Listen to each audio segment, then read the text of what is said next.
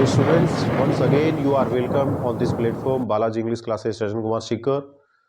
आज की जो हमारी क्लास है करेक्ट फॉर्म ऑफ वर्ब की, उसके अंदर स्टूडेंट्स हम प्रेजेंट परफेक्ट कंटिन्यूअस टेंस जो है उससे रिलेटेड जो रूल्स हैं उनके बारे में अपन जानने वाले हैं। Let's start. तो आज की क्लास का हमारा फर्स्ट रूल होगा, वो ये होगा, if in our sentence, if in our sentence, यदि हमारे सेंटेंस के अंदर, वाक्य के अंदर for since all plus time has been given, है ना। यानी हमारे सेंटेंस के अंदर for since all plus time has been given, यानी दिया गया हो। इसको पर्टिकुलर सिंगुलर सब्जेक्ट बना दिया मैंने, तो ये दिया गया हो, है ना। वैसे हैव बीन का यूज होता है, प्लूरल है, लेकिन जब इसको अपन ने एक जगह सिंगुलर बना दिया, then has been helping verb, तो ये दिया गया हो for since all plus time. और जो हमारा सेंटेंस हो, है ना, सेंटेंस जो है, सेंटेंस क्या हो गया हो, एंडेड, यानी समाप्त हो गया हो, फुल स्टॉप आ गया हो। तो इन दैट कंडीशन, उस कंडीशन के अंदर present perfect continuous tense, present perfect continuous tense का यूज करेंगे। अब देखिए students, present perfect continuous tense का रूल क्या होता है वो भी अपने को आना चाहिए। इसका रूल ये होता है, अपने पहले ही कई दफा पढ़ा है कि जो फोर्थ नंबर का टेंस होता है, चाहे प्रेजेंट का फोर्थ हो, चाहे पास्ट का फोर्थ, चाहे फ्यूचर का फोर्थ नंबर के टेंस में वही हेल्पिंग वर्ब आती है जो उसी के थर्ड में होती है। तो इसी के थर्ड में क्या थी बताइएगा, इसके थर्ड में क्या थी, सिंगुलर के साथ में हैज हेल्पिंग वर्ब और प्लूरल सब्जेक्ट के साथ में हैव हेल्पिंग वर्ब, यानी जो थर्ड में होती है वही फोर्थ में आएगी। बस फोर्थ में इनके साथ में बीन और ऐड कर देंगे, तो ये हो गया हैज बीन और हैव बीन। हर फोर्थ नंबर में, प्रेजेंट के फोर्थ में, पास्ट के फोर्थ में, फ्यूचर के फोर्थ में ये हैज बीन हैव बीन यानी बीन लगा हुआ मिलेगा अपने को। प्लस इस टेंस के अंदर अपने को मैंने कहा था कॉन्टिन्यूअस नेम होता है, तो उसमें मेन वर्ब की फर्स्ट फॉर्म प्लस आईएनजी का यूज होता है। ओके, और अपने को पता है फोर्थ नंबर के टेंस में बीन होता है, तो उसमें सिंस फॉर ऑल भी आता है। तो ये हमारा रूल था।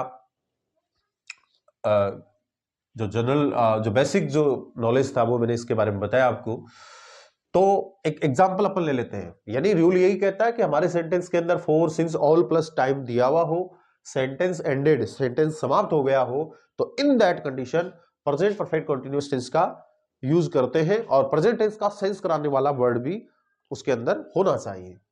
एक एग्जांपल अपन लेते हैं, है ना, प्रेजेंट सेंसिंग वर्ड, है ना। एक सेंटेंस है,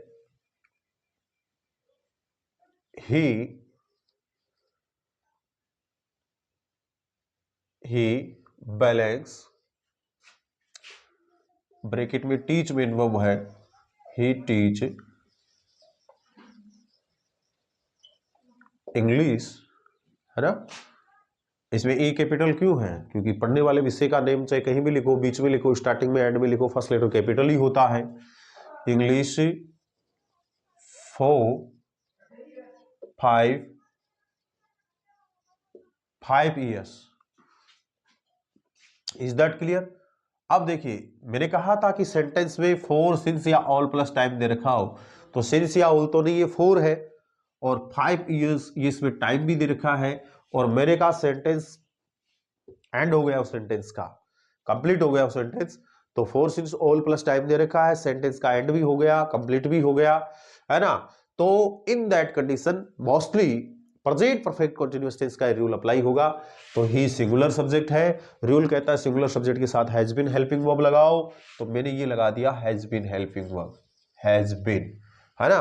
और फिर दोनों के साथ मेन वर्ब की फर्स्ट फॉर्म में आईएनजी, तो मेन वर्ब की फर्स्ट फॉर्म ब्रैकेट में ऑलवेज फर्स्ट फॉर्म ही होती है, तो टीच में आईएनजी जोड़ देंगे, तो क्या बन जाएगा, टीचिंग।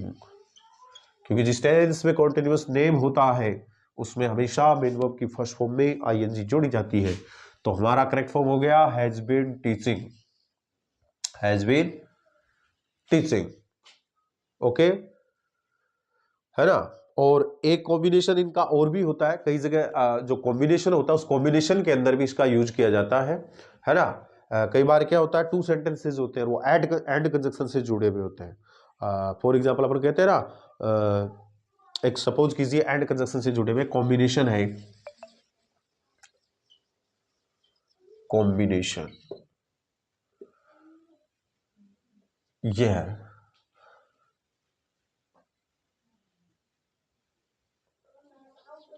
C is